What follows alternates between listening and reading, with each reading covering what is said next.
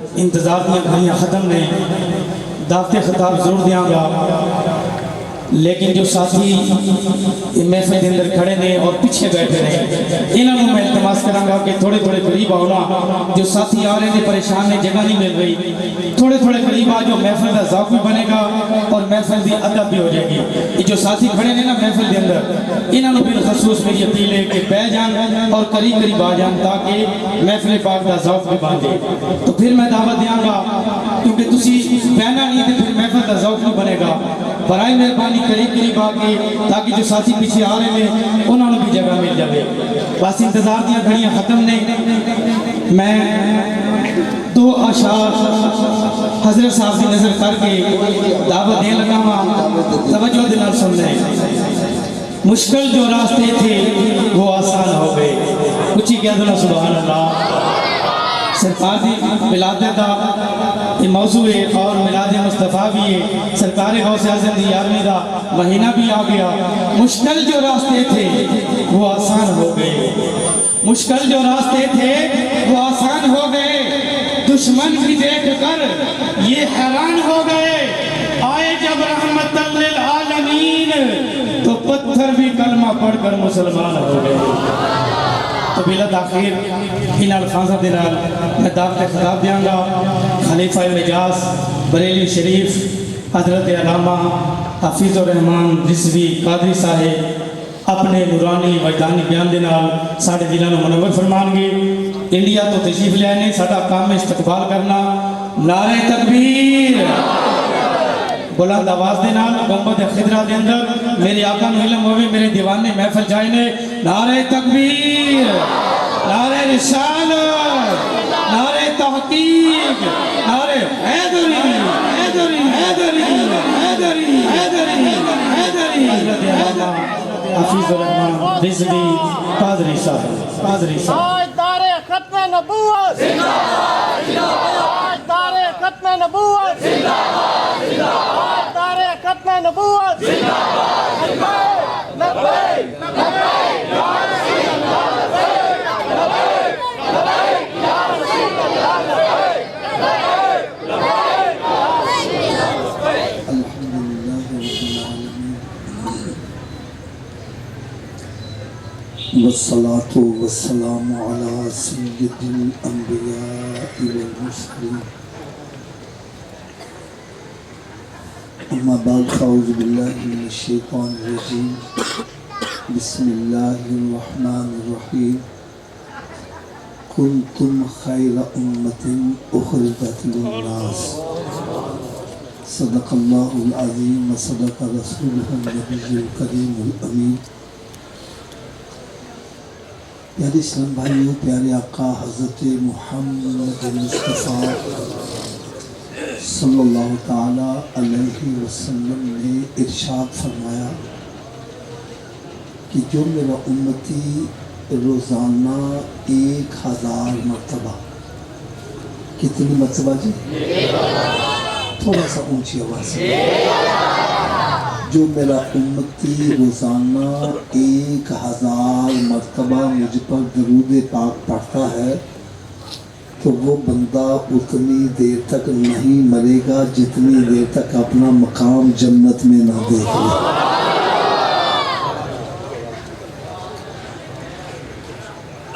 ہو سکتا ہے یہ حدیث مبارکہ سن کر کسی کے ذہن میں تھوڑی سی پریشانی آ گئی ہو کہ حافظ صاحب ہم مصروف آدمی ہیں، ہمارے پاس اتنا وقت نہیں ہوتا کہ ہم روزانہ 1000 مرتبہ درود پاک پڑھ سکیں۔ تو آئیے آج میں آپ کو نسخہ ایسا بتلا جاؤں آپ کا وقت بھی نہ لگے، درود پاک بھی پڑھا جائے۔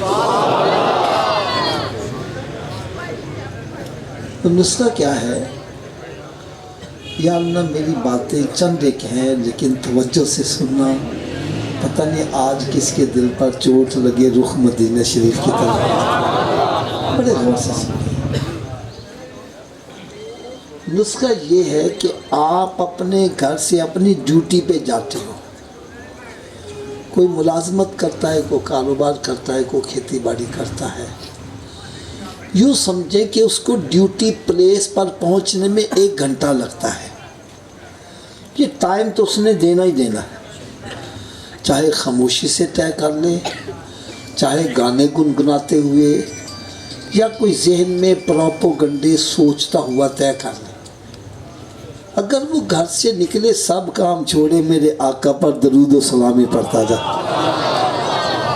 واپس آئے درود و سلامی پڑھتا آئے، سودا لینے جائے درود و سلام پڑھتا جائے، واپس آئے درود و سلام پڑھتا آئے، رات کو لیٹا ہے نیند نہیں آ رہی، نہ فلمیں ڈرامے دیکھے نہ ناول ڈائجسٹ پڑھے، میرے آقا صلی اللہ علیہ وسلم پر درود و سلام ہی پڑھتا جائے. اللہ کرے ایسا ہو جائے میں سو جاؤں یا مصطفیٰ کہتے کہتے اور کھلے آنکھ صلی اللہ کہتے کہتے.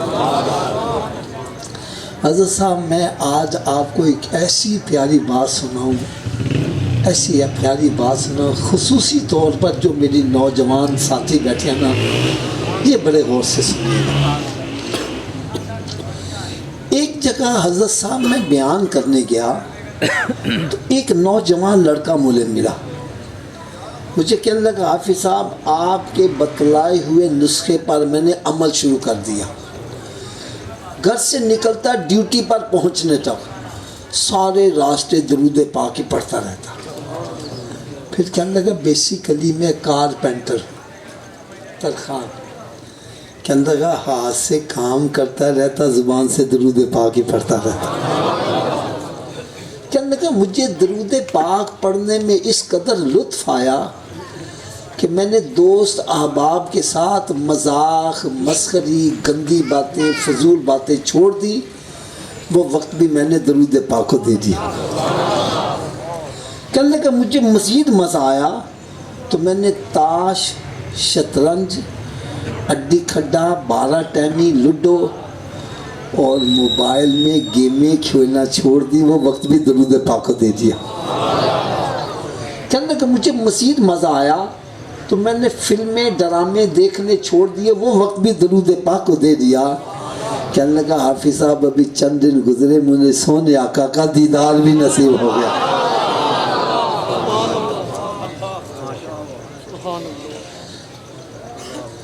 ایک حدیث پاک میں اور سناؤں گا، یہ سن کر ہو سکتا ہے ہمارے دلوں میں زیادہ درود پڑھنے کا جذبہ پیدا ہو جائے. ہمارے علاقے میں رہنے والا اس کے پاس دولت زیادہ آ جائے یا عہدہ بڑا مل جائے، صدر پاکستان ہی بن جائے، پھر وہ اس علاقے میں رہنا پسند تھوڑا سا اونچی آواز سے کسی بڑی سوسائٹی میں چلا جائے گا. پھر ایک وقت آئے گا وہ غریب آدمی سے ملاقات کرنا بھی پسند. اب کوئی اس کے قریب ہونا چاہے، وہ کہتا ہے میرے لیول کے بنو پھر میرے پاس آؤ. ہر بندہ اس کے قریب تھوڑا سا اونچی آواز. لیکن کروڑوں درود کروڑوں سلام اس پیارے آقا صلی اللہ علیہ وسلم پر جن کو رب تعالیٰ نے عہدہ دیا تو اتنا بڑا کہ رب تعالیٰ کے بعد اگر کوئی بزرگ ہستی ہے تو میرے آقا کی ذات اقدس ہے. دولت دی تو اتنی کہ خزانوں کی کنجیاں ہی محبوب کو عطا کر دی. حضرت جی دولت بھی بڑی ہے عہدہ بھی بڑا ہے، لیکن یہ شرط نہیں لگائی کہ جنت میں میرا قرب حاصل کرنے کے لیے نبوت کا تاج ہونا چاہیے یا بہت بڑا جاگیردار سرمایہ دار ہوگا پھر میرے قریب ہوگا. یا شرط لگائی تو سنو گے طبیعت خوش ہو جائے. فرمایا میرے امتیو تم رنگ کے کالے ہو یا گورے ہو، غریب ہو یا امیر ہو، بادشاہ ہو یا فقیر ہو، فٹ پاتھ پہ رہنے والے ہو یا تخت و تاج کے مالک ہو، فرمایا جنت میں میرا قرب حاصل کرنا ہے تو سنو، دنیا میں جتنا زیادہ مجھ پر درود پڑے گا جنت میں اتنا ہی میرے قریب ہوتے چلے جاؤ.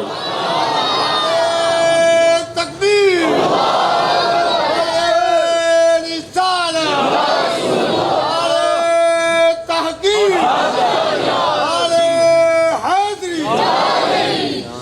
اللہ تعالیٰ سے میں دعا کرتا ہوں اللہ تعالیٰ ہم سب کو کثرت کے ساتھ درود و سلام پڑھنے کی توفیق عطا فرمائے. صلو علی الحبیب صلی اللہ. جو حضرات کھڑے ہیں وہ بھی اگر آ کے بیٹھ جائیں, چند منٹ کی گفتگو ہے کیونکہ مجھے ابھی آگے پھر ایک اور جگہ بیان کرنے پہنچنا ہے.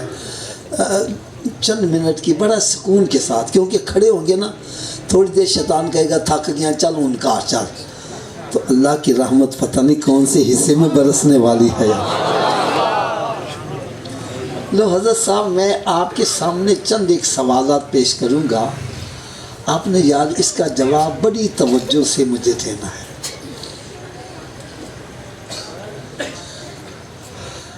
آپ کے اسی علاقے میں ایک نوجوان لڑکا آوارہ گرد تھڑے پہ بیٹھ کے اڈی کھڈا کھیلنے والا, آتے جاتے بندوں پر آوازیں کسنے والا, گالی گلوچ کرنے والا, الیکشن میں کھڑا ہو جاتا ہے, کامیاب ہو جاتا ہے, آگے چل کر وہ منسٹر بن جاتا ہے.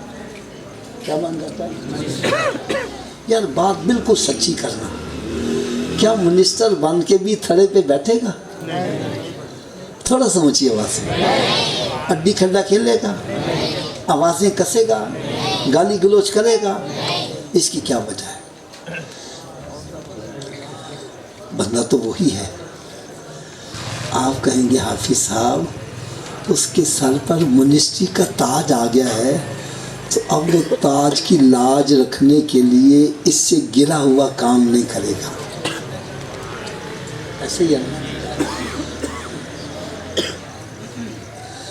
جب منسٹری کا تاج سر پر آ جائے تو پھر بندہ اپنے سٹیٹس کا خیال رکھتا ہے, اس سے اس کے منافی کام.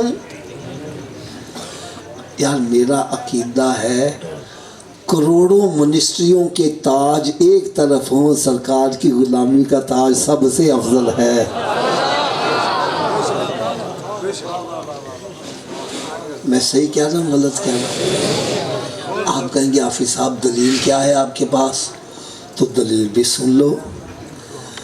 اور بھائی یہ کنتم خیر امتن کا تاج اتنا افضل ہے کہ اس کو حاصل کرنے کے لیے نبی بھی دعائیں کرتے نظر آ رہے ہیں, رسول بھی دعائیں کرتے نظر آ رہے ہیں.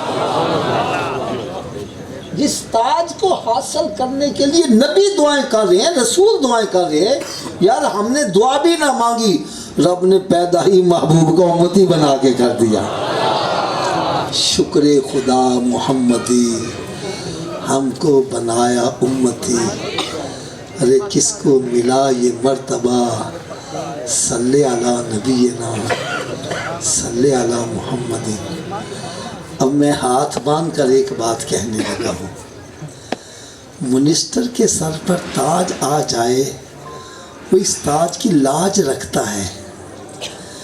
یار ہمارے سر پر کنتم خیر امتن کا تاج ہے اور ہم جوا کھیل رہے ہیں, ہم شراب پی رہے ہیں, زنا کر رہے ہیں, رشوتیں لے رہے ہیں, ماں باپ کی نافرمانی کر رہے ہیں, ٹیکے لگا رہے ہیں, نشہ کر رہے ہیں, نماز نہیں پڑھے, روزہ نہیں رکھ رہے.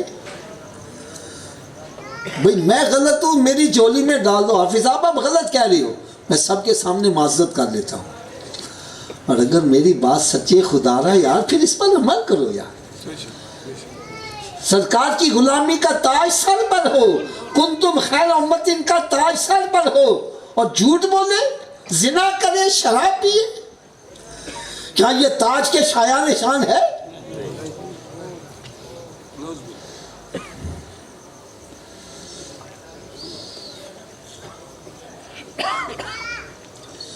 یار آج کے اس اجتماع میں صرف ایک بات ذہن میں پلے ڈال کر لے جاؤ کہ میرے سر پر کنتم خیر امتن کا تاج ہے, اب مجھے اس کی لاج رکھنی ہے. بس اتنا پیغام لے کے چلے جاؤ. میں کہتا ہوں آپ کی زندگی میں انقلاب آ جائے گا, اور یہ ضروری نہیں ہے کہ ایک بندہ بدکار ہے, سیاہکار ہے. میں کہتا ہوں جتنا مرضی بڑا بدکار ہو, اس کے دل میں احساس پیدا ہو جائے, زندگی میں انقلاب آ جاتا ہے. اگر میری بات آپ کو سمجھ نہیں آ رہی، میں آپ کو ایک مثال دے لیتا ہوں۔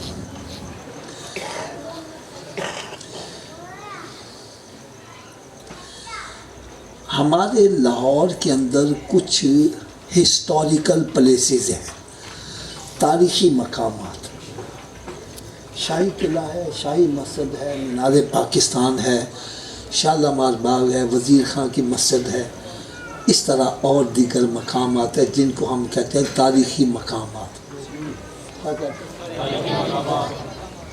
ان کو دیکھنے کے لیے پاکستان سے بھی لوگ آتے ہیں اور باہر کے ملکوں سے بھی آتے ہیں۔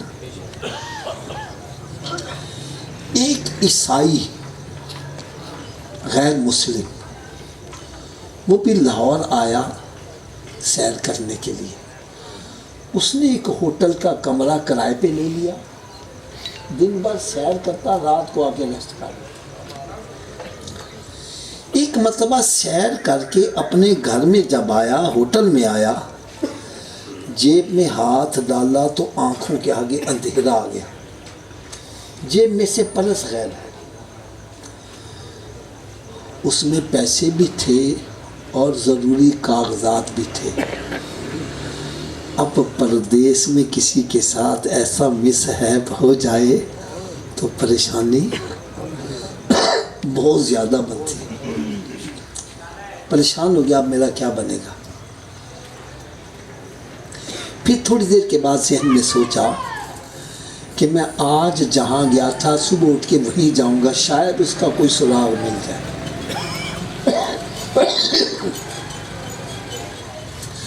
جہاں پہ اس کو زیادہ گمان تھا کہ یہیں گرا ہوگا، وہاں پر وہ تلاش کرنے کے انداز میں دیکھ رہا تھا، اتنے میں ایک ہجڑا سمجھتے ہو، ناچنے گانے والا، وہ بھاگا آیا۔ صاحب جی کیا تلاش کر رہے ہو؟ کہنے لگا یار میرا کل پرس گر گیا تھا۔ اس نے جیب سے نکالا، کہنا یہی ہے پرس تمہارا؟ اس نے جلدی سے پکڑا، کھول کے دیکھا، پیسے بھی پورے کے پورے اور کاغذات بھی ویسے کے ویسے۔ اب کوئی شکل و صورت سے متقی پرہیزگار ہو، ہم کہتے ہیں یار ہاں صوفی صاحب کو ایسا ہی کرنا چاہیے تھا، ہاں یار ان کو ایسا ہی کرنا چاہیے۔ اور ایک وہ بندہ جو دن بھر گناہ کرتا رہتا ہے، ایسا بندہ ایسا ایمانداری والا کام کرے تو بندہ سوچنے پر مجبور ہو جاتا ہے۔ اس سے نہ رہا گیا، اس نے اس ہجڑے سے پوچھا کیا تم یہ پرس ہڑپ نہیں کر سکتے تھے؟ کہنے لگا صاحب جی میرے لیے پرس ہڑپ کرنا کوئی گناہ نہیں تھا، جہاں میں ہزاروں گناہ کرتا ہوں ایک گناہ اور صحیح، میرے نزدیک یہ کوئی برائی نہیں تھی۔ کہنے لگا پھر واپس کیوں کیا ہے؟ حضرت جی ہجڑے کا جواب سنو۔ کہنے لگا صاحب جی سچی بات بتلاؤں، کل تمہاری جیب سے پرس میں نے خود نکالا تھا، خود نکالا تھا۔ کہنے لگا جب میں نے پرس کھول کے دیکھا تو مجھے پتا چلا یہ تو کسی عیسائی کا ہے۔ کس کا ہے؟ فوراً کہنے لگا میرے ذہن میں خیال آیا کہ قیامت کا دن ہوگا، یہ عیسائی حضرت عیسیٰ علیہ السلام سے شکایت کرے گا کہ نبی پاک صلی اللہ علیہ وسلم کے امتی نے میرا پرس چرا لیا تھا۔ کہنے لگا حضرت عیسیٰ علیہ السلام جب سرکار دو عالم صلی اللہ علیہ وسلم کی خدمت میں گزارش کریں گے یا رسول اللہ صلی اللہ علیہ وسلم آپ کے امتی نے میرے امتی کا پرس چرا لیا تھا، کہنے لگا میں نے سوچا کہیں میری وجہ سے میرے نبی کی نظریں نیچی نہ ہو جائے۔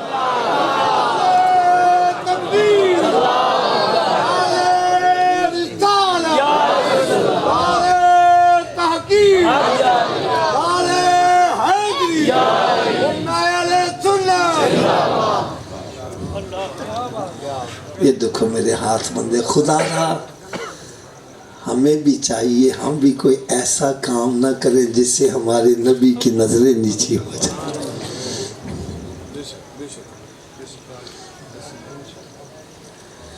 بھئی آپ اللہ سارے یہاں اکٹھے ہوئے ہو، محفل میلاد کروا رہے ہو، اس کا مقصد کیا ہے؟ ہم سے سرکار، اونچی بولو یار، تھوڑا سا اور اونچی آواز،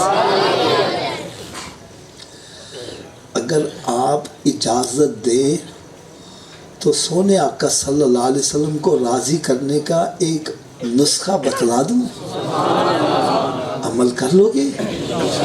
یار وہ نا مجھے باہر نظر آ رہا ہے، بیچارے نا دیکھنے کے لیے ترس رہے ہیں، اگر تھوڑا تھوڑا سا آپ حضرات آگے آ جاؤ، وہ باہر والے بھی بیچارے ذرا اندر آ کے بیٹھ جائے تو مجھے ان کی زیارت کرنے میں ذرا آسانی ہو جائے گی، اور آگے آ جاؤ، کیونکہ میرا اپنا سوچ پتہ کیا ہے، وہ کہتا اٹھو بولیا ستیا چالو میلا ویکھن جا، کسے بخشیا نو ویکھیا متا تم ہی بخشیا جایا، حال پتہ نہیں کہ کون بخشے ہوئے قبر۔ حضرت صاحب ایک مرتبہ میں نا آپ کو اپنے دل کی بات بتلاؤں، میں مطاف میں بیٹھا، فجر کی نماز کے بعد نا وہاں طواف کرنے والوں کا رش بہت زیادہ بڑھ جاتا ہے، میں ایک طرف بیٹھا انتظار کر رہا تھا کہ رش کم ہو تو میں بھی طواف کر لوں، ایک اللہ کا بندہ میرے پاس آ گیا، آپ بیٹھے کیا کر رہے ہو؟ میں نے کہا جی میں انتظار کر رہا ہوں ذرا رش کم ہو تو میں بھی طواف کر لوں، کہنے لگا تم رش میں طواف کیا کرو،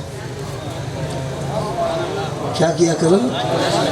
اونچی بولو یار، یار بڑی کمال بات کہنے لگا، مجھے کہنے لگا تم رش میں طواف کیا کرو، میں نے کہا جی رش میں طواف کرنے کا کیا فائدہ ہوگا؟ کہنے لگا جتنا رش ہوگا اتنے اللہ والے زیادہ ہوں گے، پتہ نہیں کس کے ساتھ موڈا لگا بیڑا ہی پار ہو جائے گا۔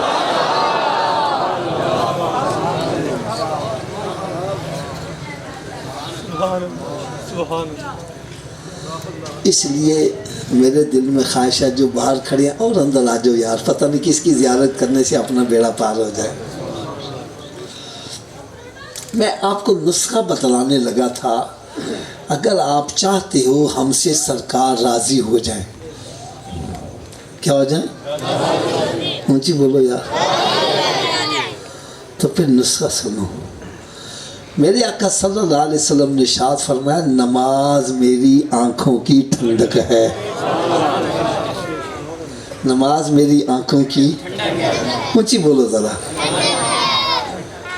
اچھا اس حدیث کا مطلب میں نے کیا اخذ کیا ہے؟ میں نے یہ مطلب سمجھا ہے، میرے آقا صلی اللہ علیہ وسلم فرما رہے اے میرے امتی، جب میں تجھے نماز پڑھتے دیکھتا ہوں میری آنکھیں ٹھنڈی ہو جاتی ہیں۔ حضرت صاحب میں بات بھی سچی کر رہا ہوں، آپ رات کے پچھلے پہر اٹھو، آپ کا بیٹا جائے نماز بچھا کر نماز پڑھ رہا ہو، آپ کی آنکھیں کتنی ٹھنڈی ہوں گی، یار آپ کی ٹھنڈی ہوں گی، میرے آقا کی کتنی ٹھنڈی ہوتی ہے۔ تو اگر میری بات سے آپ اتفاق کرتے ہو تو تھوڑا سا آواز کے ساتھ مجھے جواب دیجیے گا، جب ہم نماز پڑھتے ہیں تو سرکار کی آنکھیں، تھوڑا سا اونچی آواز سے بس، سرکار کی آنکھیں، ایک مرتبہ پھر بولو سرکار کی آنکھیں، اور جب ہم نماز نہیں پڑھتے، روزہ نہیں رکھتے، چوریاں کرتے ہیں، ڈکیتیاں کرتے ہیں، زنا کرتے ہیں، شراب پیتے ہیں، جوا کھیلتے ہیں، پاؤڈر پیتے ہیں، ٹیکے لگاتے ہیں، ماں باپ کی نافرمانی کرتے ہیں، قطع رحمی کرتے ہیں، بہنوں کی جائیدادوں پر قبضہ کر رہا ہے،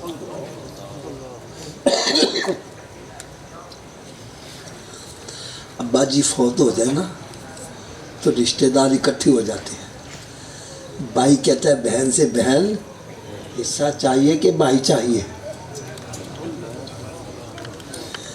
اگر بہن نے کہہ دیا جی حصہ تو رشتہ داری ختم۔ حضرت جی تاڑی وہ بہن نہیں لگ دی، وہ چھڈو آفو جی وہ بہن کا دی جن نے حصہ لے لیا۔ میں نے کہا بھائی اس نے ایک حصہ لیا، تو نے رشتہ داری سے نکال دیا، تجھے تو دو ملے، تجھے تو بارڈر ہی کراس کروانا چاہیے، یار شرم نہیں آتی؟ جس کو رب حصے دار، تو کون ہے حصہ چھیننے والا؟ حضرت جی رب تعالیٰ نے مرد کو پہلے 2 حصوں کا مالک بنایا اور عورت کو، اگر 2 کھا کے میرا پیٹ نہیں بھرا، تیسرا کھا کے کیسے بھر جائے؟ قرآن مجید فرقان حمید سورہ نساء میں رب تعالیٰ نے ارشاد فرمایا ان الذین یاکلون اموال الیتامی ظلما इन्नमा याकुलून फी बुतूनहिम नारा, फरमाया जो यतीम का माल जुल्मन खाता है अपने पेट में आग भर रहा है। अरे तू बाजार चिरगा खा रहा है, मुर्गा खा रहा है, रोस्ट बरोस खा रहा है, कढ़ाई खा रहा है, हकीकत में तू आग खा रहा है। यही आग तुझे दुनिया में जलाएगी, रातों को नींद, यही आग कब्र में जलाएगी, यही मैदान माशर में जलाएगी, यही जहन्नम के अंदर जलाएगी। यार आप में से किसी ने नाम सुना है शाह अब्दुल लतीफ भट्टाई रहमतुल्लाह? सुने?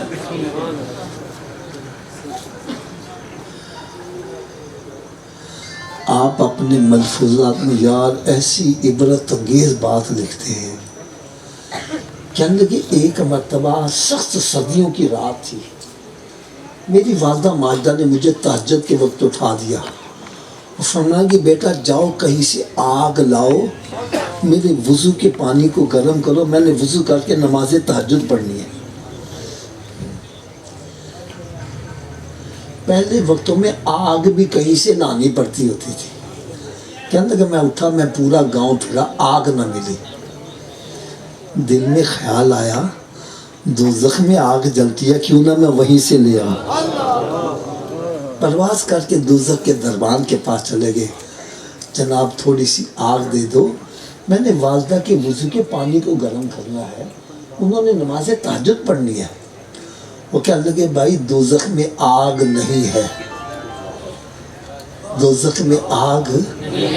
कहने लगा दोज़ख में आग नहीं तो दोषियों को सजा कैसे मिलेगी? कहने लगा जो दोज़खी दोज़ख में आएगा अपनी आग अपने साथ ही लेकर आएगा। अरे वो नमाजें ना पढ़ने की आग होगी, वो शराब पीने की आग होगी, वो जिना करने की आग होगी, वो सूद खाने की आग होगी, वो हराम खाने की आग होगी। ये आग उसको दुनिया में भी जलाएगी, कब्र में, हशर में, यही जहन्नम के अंदर जलाएगी।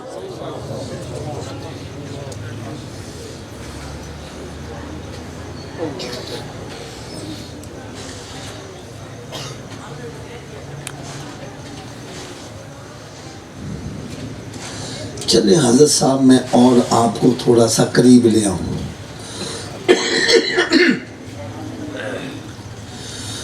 आपका हजरत साहब अपना घर है, क्या मैंने कहा? इसको लगा हुआ है ताला। क्या लगा है? बगैर चाबी के घर में दाखिल हो जाओगे? थोड़ा सा ऊंची आवाज से, और थोड़ा सा ऊंची आवाज से। अगर बगैर चाबी के तो अपने घर में नहीं दाखिल हो सकता, बगैर चाबी के जन्नत में कैसे चले जाओगे?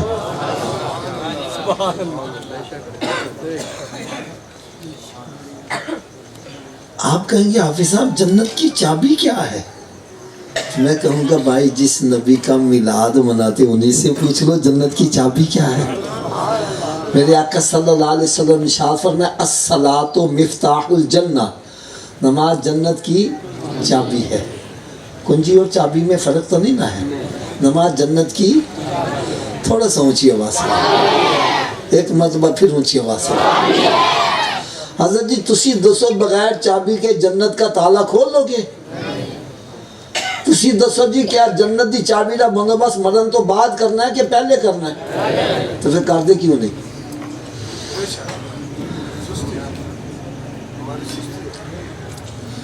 जब आप तस्लीम कर रहे हो मैं बगैर चाबी के जन्नत का ताला, और चाबी का बंदोबस्त भी मरने से पहले हो सकता है, मरने के बाद तो फिर जब मस्जिद से आवाज आती है हय्या अला सलाह, आओ चाबी के लिए, क्यों बैठा गप्पे मार रहा है, क्यों बैठा फिल्में ड्रामे देख रहा है, क्यों बैठा कारोबार कर रहा है? अरे तुझे चाहिए सब काम छोड़ के मस्जिद की तरफ आ।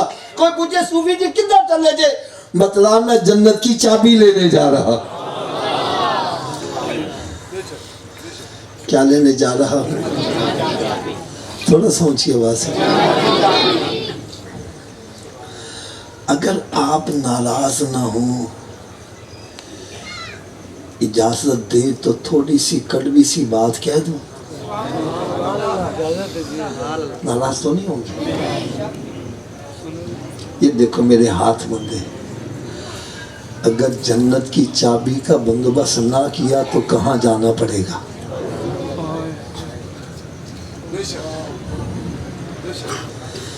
کیا جہنم کی آگ برداشت کر لو گے؟ آج اگر جلتی ہوئی سگریٹ پر ننگا پیر آ جائے ایک دم اچھل پڑتا ہے. سگریٹ کی آگ برداشت نہیں کر سکتا، دوزخ کی آگ کیسے برداشت کرو گے؟ دوزخ کی آگ کو مذاق مت سمجھو. آج اگر کسی کا بیٹا بیمار ہو جائے، ماں کہتی ہے یا اللہ اے میرا پتر صحیح ہو جائے، ایڈی بیماری مینوں لگ جائے. باپ کہتا ہے یا اللہ میرا لخت جگر صحیح ہو جائے، اس کی بیماری مجھے لگا دے. اور جب دوزخ کا عذاب دیکھیں گے تو باپ کہے گا یا اللہ میرے بیٹے کو جہنم میں ڈال دے، میرے بھائی کو ڈال دے، میرے باپ کو ڈال دے، میری ماں کو جہنم میں ڈال دے، یا اللہ ساری دنیا کو جہنم میں ڈال دے، مجھے اس آگ سے بچا دے.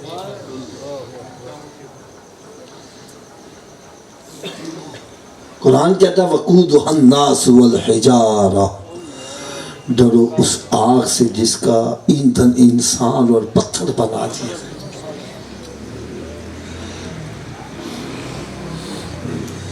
تو تھوڑا سا آواز کے ساتھ مجھے تسلی ہو جائے میری بات آپ کو سمجھ آ رہی ہے.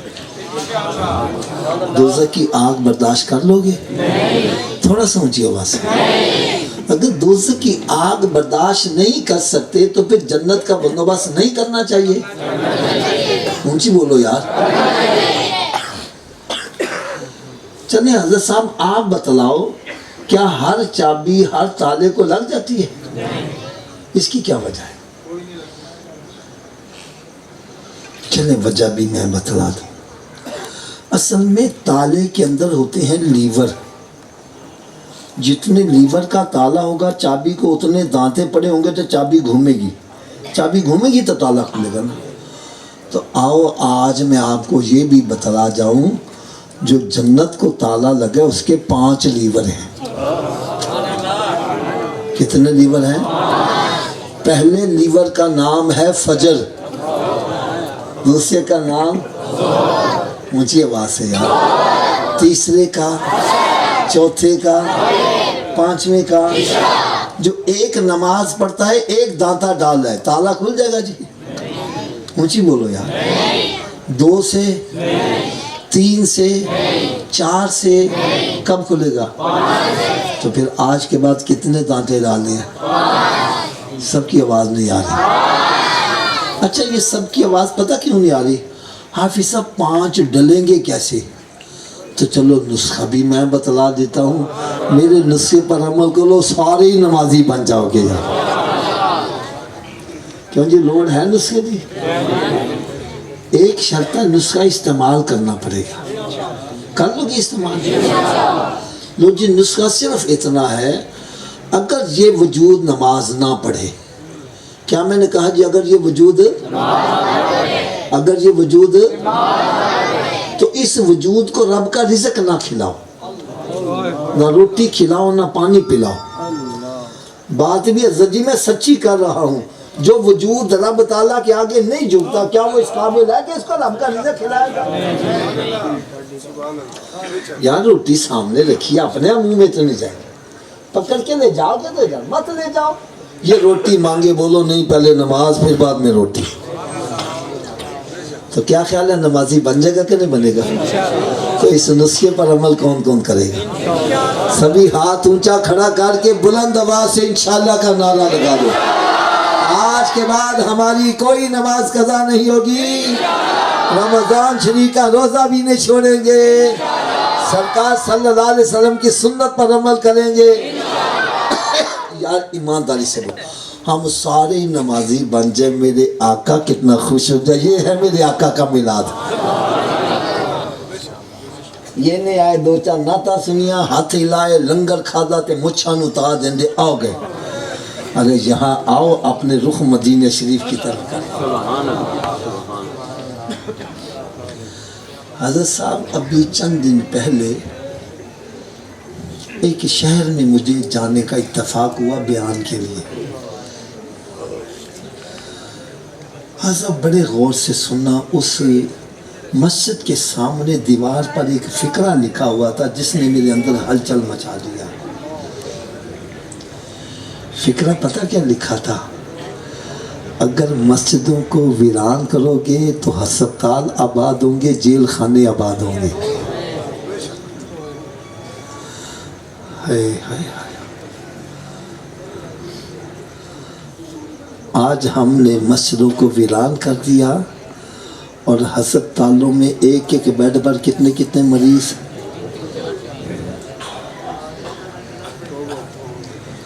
اور جیل خانے میں چلے جاؤ، وہ کمرہ جہاں 2 بندوں کی گنجائش ہے 20 بندے گھسیڑے ہوئے ہیں۔ اس کی وجہ کیا ہے؟ وجہ کیا ہے؟ وجہ بھی سنو۔ میرے آقا صلی اللہ علیہ وسلم نے ارشاد فرمایا نماز میں شفا ہے۔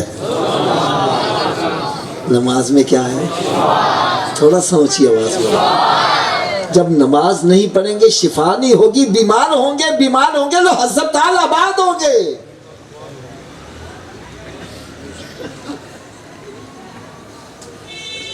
اور قرآن مجید 21واں پارہ رب تعالیٰ نے ارشاد فرمایا ان الصلاۃ تنہا عن الفحشاء والمنکر، نماز بے حیائی اور برے کاموں سے روکتی ہے۔ اب ہم نے نماز پڑھنا چھوڑ دی، برے کاموں میں پڑ گئے، ارے جیل خانے بھر گئے۔ اگر ہم نمازیں پڑھیں شفا بھی ہو جائے، اور نمازی تم مان جانو، پھر دیکھو نماز تمہیں برائیوں سے کیسے روکتی ہے۔ ارے جیل خانے بھی ویران ہو جائیں گے، ہسپتال بھی ویران ہو جائیں گے، شرط یہ ہے کہ اللہ کے گھر کو آباد کر دو۔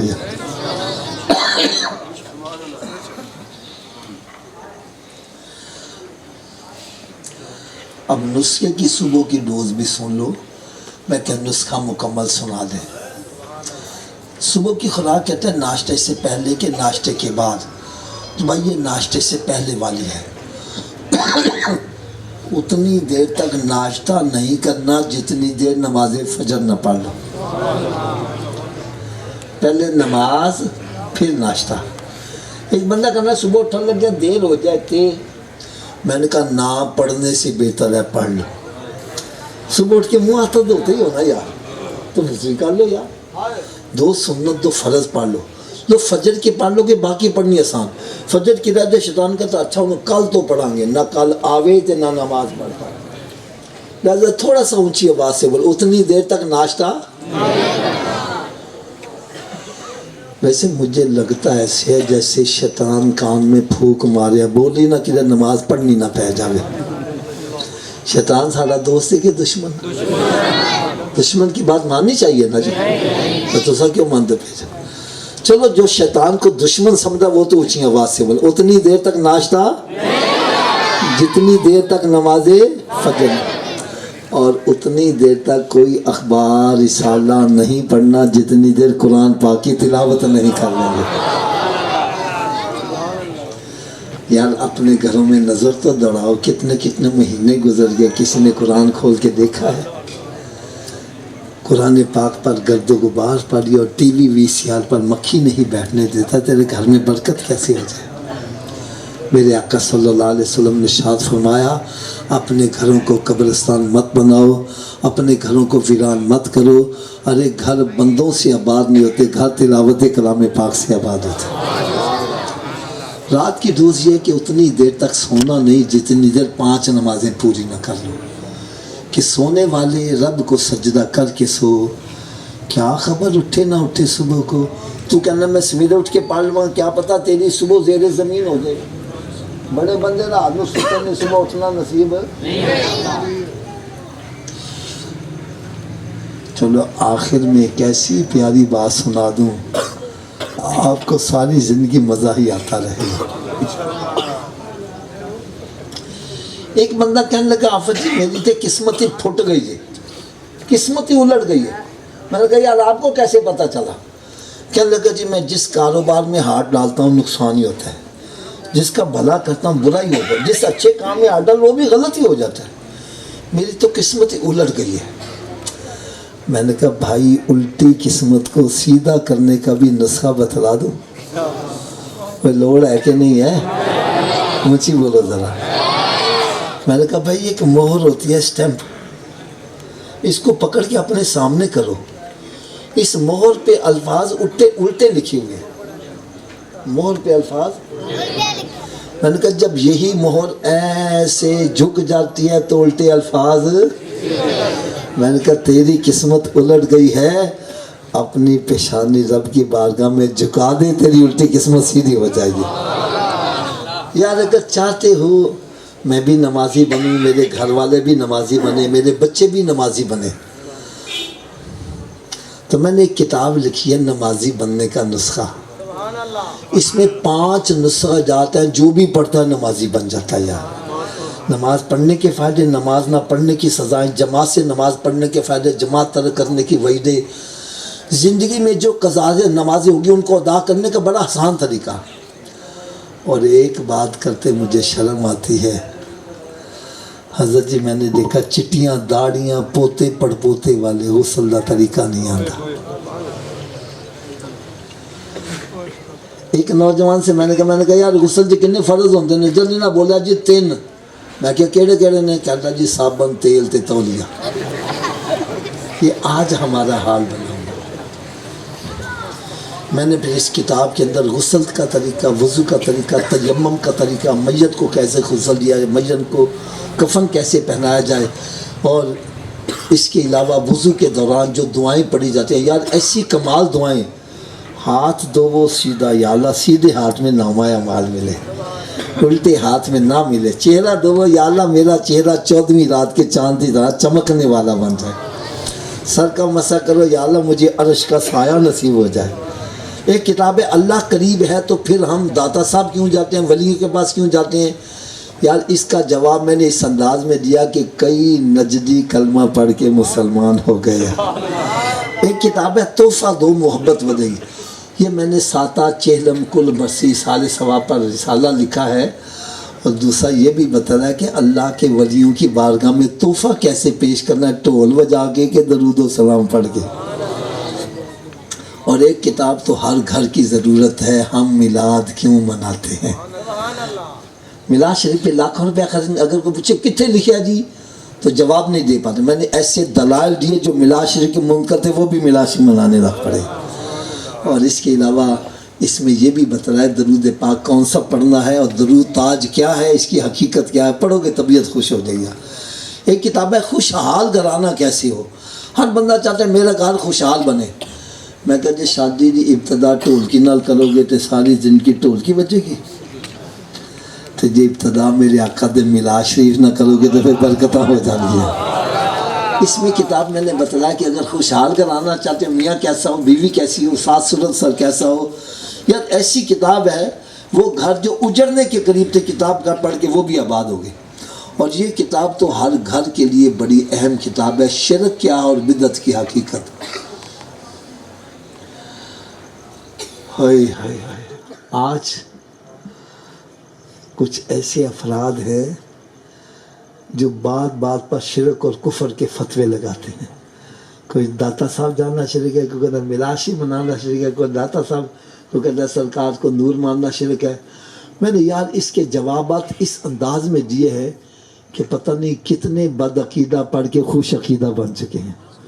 آپ کو میں اس کی ایک بہار بتلاؤں، ابھی چند دن پہلے چونیا میں بیان کرنے گیا، وہاں کے مفتی صاحب کہنے لگے حافظ صاحب میں 4 سال تک دیوبندیوں کے مدرسوں میں پڑھتا رہا، بالکل ذہن میرا پلٹ گیا، لیکن کہنے لگا ایک دن میں نے آپ کی کتاب پڑھی تو الحمدللہ میں پکا سنی بن گیا یار۔ تو یہ کتاب ایسی ہے الحمدللہ بڑے بڑے بندوں کی کایا پلٹ کے رکھ دی ہے۔ یہ کتابوں کی قیمت تو بہت زیادہ ہے، لیکن آپ کو صرف 500 روپے میں یہ سیٹ مل جائے گا۔ میرا خیال ہے اتنی کتابیں آپ کو 500 روپے کی شاید وہ کاپیاں بھی نہ مل سکیں۔ تو میرے دل میں خواہش ہے ہر سنی کے گھر میں یہ کتابیں ہونی چاہیے۔ تھوڑی دیر اپنے گھر میں نظر تو مارو یار، ہمارے گھر میں ناول ڈائجسٹ کتنے ہیں، گندی کتابیں کتنی ہیں، رومانی ناول کتنے ہیں، اور اسلامی کتابیں کتنی ہیں۔ جیسا بیجو گے ویسا ہی کاٹو گے نا۔ اگر گھر میں اسلامی کتابیں نہیں، بچے اسلامی کیسے بنیں گے؟ تو دوسری بات یہ ہے کہ اگر کوئی بندہ سمجھتا ہے میں یہ 500 روپیہ نہیں خرچ کر سکتا، تو ایک کتاب لینا چاہتا ہے 100 روپے میں ایک کتاب لے لے۔ بہرحال آج यहाँ से लंगर मिलाद शरीफ का ये किताबें लेके जाओ। आपकी दी हुई किताब से अगर कोई नमाजी बन गया, बल्कि मैं तो कहूँगा यार आप में से कोई ऐसा बंदा जो गौस पाक के नाम की 11 सेट लेकर तकसीम करे, 12वीं शरीफ के नाम के 12 सेट लेकर तकसीम करे अपने वालिदैन के साले सवाब के लिए, हो सकता है यार ये किताब दी हुई नमाजी बन जाए। एक बंदा नहीं, एक नस्ल दुरुस्त हो जाए यार। मेरी आप सबसे मदनी इल्तिजा है, इतनी मैं आपको गारंटी दिला दूँ। जैसे मैंने सादा ज़ुबान में बयान किया, किताबें भी सादा ज़ुबान में लिखी हैं, जो उर्दू पढ़ सकता है मेरी किताबें समझ लेगा। तो चंद एक सेट गाड़ी के अंदर रखे हुए हैं, तो गाड़ी ये बाहर खड़ी होगी। जिन हज़रात को चाहिए जाती मरतबा ये सेट लेके जाइएगा। अल्लाह ताला मुझे और आप सबको अमल की तौफीक अता फरमाए। वमा अलैया इल्लल्लाह।